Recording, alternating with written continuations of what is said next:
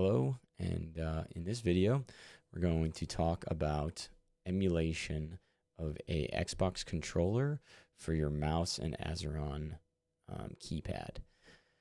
The benefits of this is that you can use 360 movement for any game with this setup. Now, the downside to this is that your mouse is not going to be native.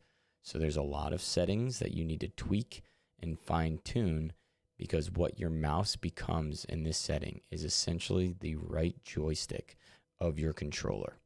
So it's limited to the dead zones of that right joystick. There are ways to work around it to make it feel better, but there's no way to really make it feel one-to-one native. So it takes some learning, takes some muscle memory. And also cautionary, this can be seen as cheating if used in competitive or on online multiplayer. The reason I would use this is for like a single player or just kind of messing around, learning reWASD. But that's really where I am using this, is in a single player game that I want 360 movement, and I don't mind if I get a little aim assist.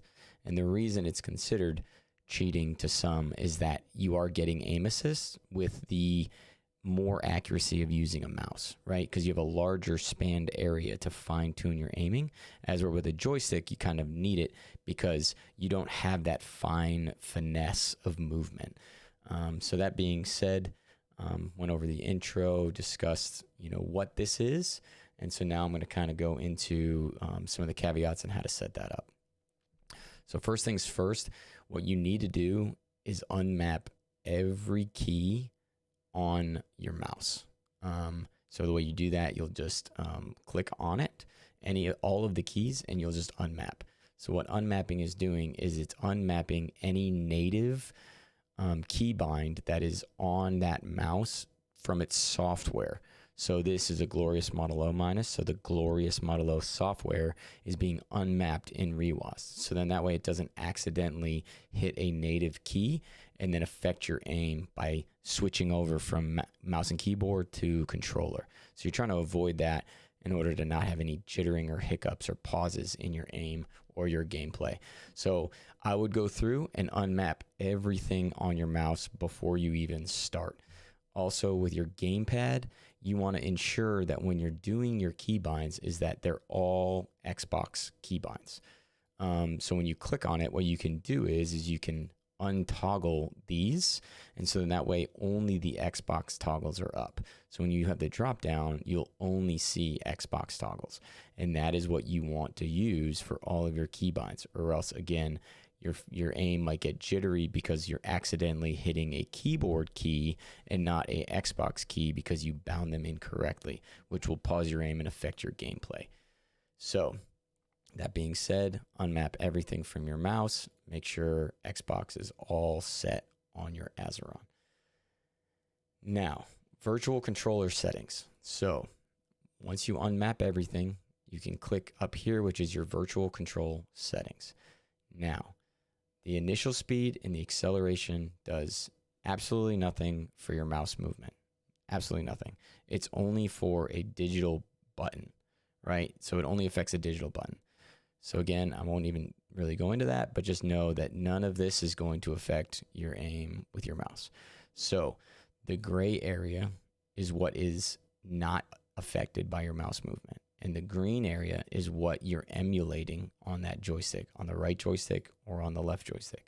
But for your mouse, you want the right joystick. So this gray area, again, is the dead zone. So what you're trying to do is make this gray area as small as possible without getting your aim reticle jittering, right?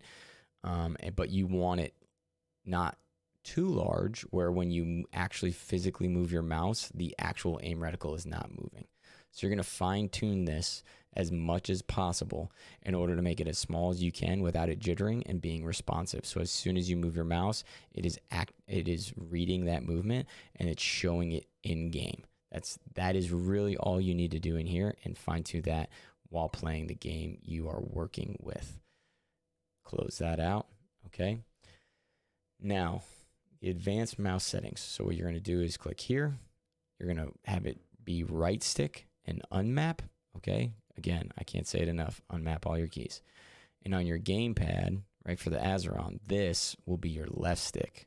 Okay, that's important. So let's go back to mouse and advanced.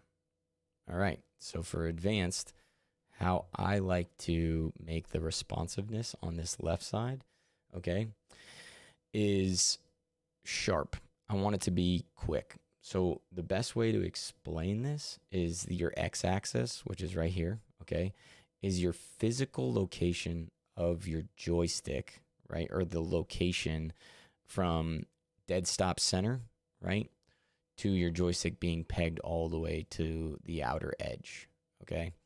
So no movement, full movement. Now this up here is the virtual location of that joystick. So if you see here at the beginning, I want it to be quicker, right? So from here to here, I'm going to be moving really fast, faster than default, because default is here, okay, straight line. So I want it to be very, very responsive and then kind of curl off at the end and then flatten out towards the top. That makes your small movement more responsive, more or quicker, and allows me to aim more. It represents the one-to-one aim of a native mouse better. Now, when you go over here to smoothing, smoothing is a big one. So smoothing makes an input more gentle.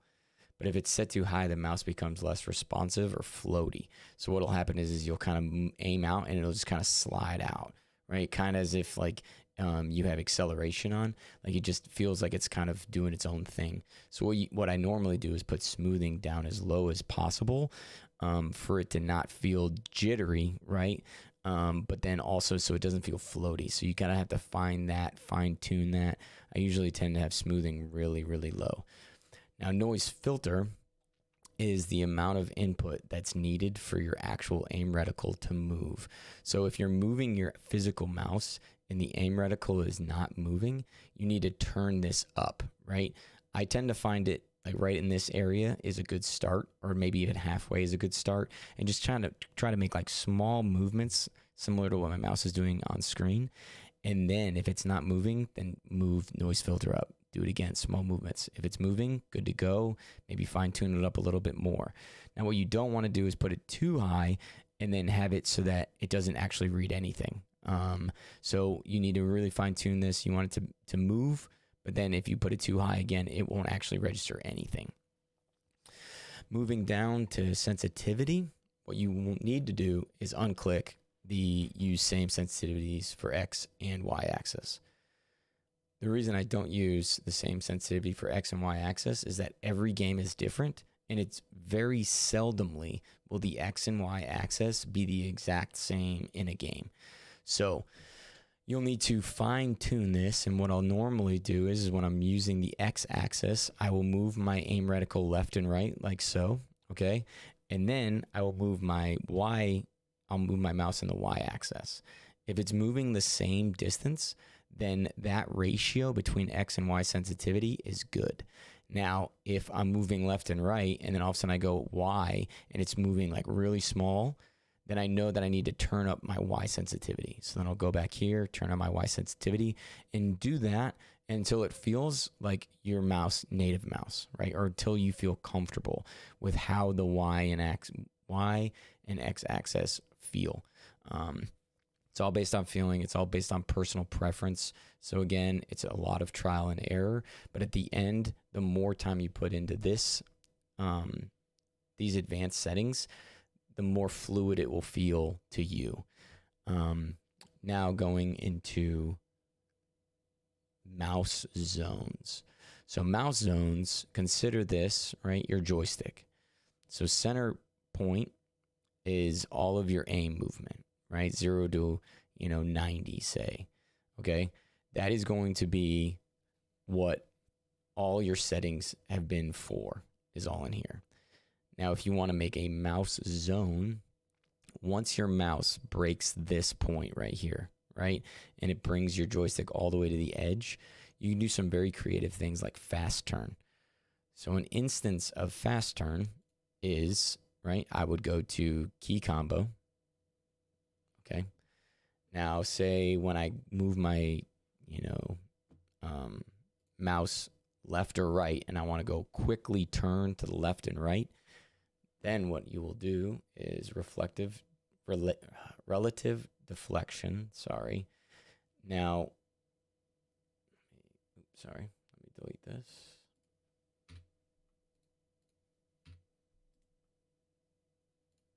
So left and right, sorry. Relative deflection, 100% is to the right, negative 100 is to the left. So negative 100, okay. Now I will add a pause, usually somewhere around 200. So what it's doing is when I move my mouse all the way to the outside, or where that joystick would be to the outside, it automatically pegs that joystick to the far left for 200 milliseconds. So it's like if you're holding it at that specific speed to emulate the joystick being on the farther edge, then it's going to permanently hold it there, right? So you don't have to like ride the wave. It's hard to explain, but this setting will help you turn around much quicker. And then as soon as you go back to center, then this will stop, okay, after 200 milliseconds, and then you can go back to your finite aim, okay? It's an acquired feeling, and so it takes some time to get used to. But again, go back, yes, all right, then, okay, add another keybind, or sorry, let me delete that. I apologize. So you'll want to go left, then keybind, left, right, negative 100 for left, add pause, 250 or 200, just play around with it, see what feels good. Then you go here, right, keybind, left, right, 100, it's good to go. Go down to 200 to 250, and then go back. There you go. Okay, so moving left, 100%, moving right, 100%. It'll make you turn faster without having to, ride that wave. You can do it with up and down as well. Some people do like to do that. So if you were to do that, then you just go up. You go this one, up is 100%, right? Make sure its deflection is relative, and you're going to add your pause, 200, and you'll go back. Yes, confirm. And down, key combo, up, down. So negative 100 is what you're looking for. Add pause, 200, 250, go back, right? And then what you need to do is verify. So I think I may have messed up. Yep, I did. So it needs to be relative deflection. So you just go back and verify that you have them correct. So just go back, key combo. Again, that was precision. So again, I messed that one up too. Save it. Let's check up. That one's right. And check down. Oh, that one's wrong. So there you go. It's always good to check. Sometimes you make mistakes. And then, so that helps with the 360 turning, making it a lot faster. So games like Halo, where it's really, really slow, you're going to want to adjust that. Now, what you need to make sure you do is when you go into your game, mess with as much in-game setting as you can. The in-game sensitivity, I usually like to turn that up pretty high, at least for a starting point, and then fine-tune and adjust it where necessary. You're also going to want to look at your dead zones, right? In-game. Adjust those dead zones, make them feel comfortable. If you're moving your mouse and there's no movement in-game, then lower that.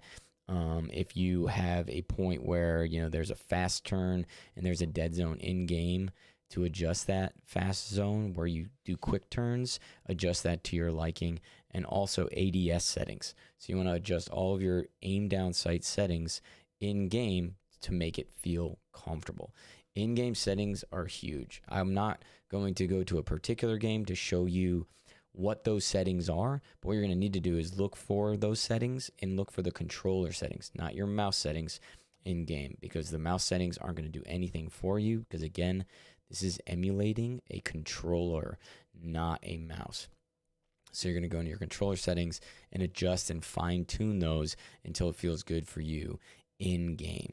Now, a creative little way to make your aim down sight different than what your hip fire is like so, right? So you will click on your configuration button, right? What I like to do always is copy and paste so that they're all the same. You're going to click on this right button as if you're going to aim down sight. So every time you click and hold this button, this profile or this configuration is going to be active. Okay, so then I can do ADS config switch, whatever you want to name it. I name all my keys. It makes things a lot easier to then go back and look and identify, like in my previous videos. So now that you've had this set up, you can go in, click this, go to advanced, and then fine tune your aim down sight. So oftentimes what happens is your aim down sight is going to be slower in game.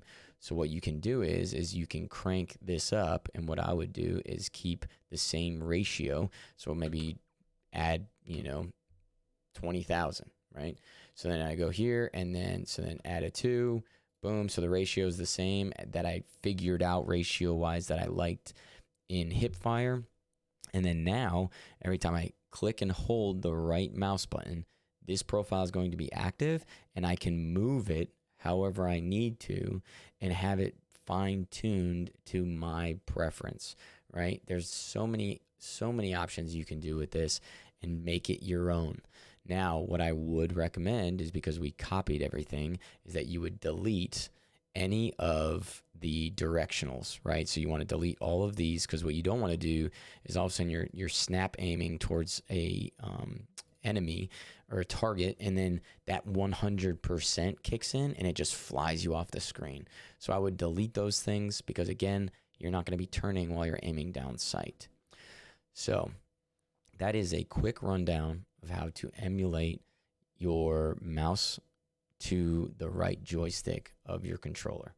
If you have any comments, questions, or suggestions on where I can, elaborate on some things, or I wasn't clear enough on certain things, then by all means, hit it down in the comments. Hit that like button, really helps me out. And hopefully this also helped you out. Have a good one.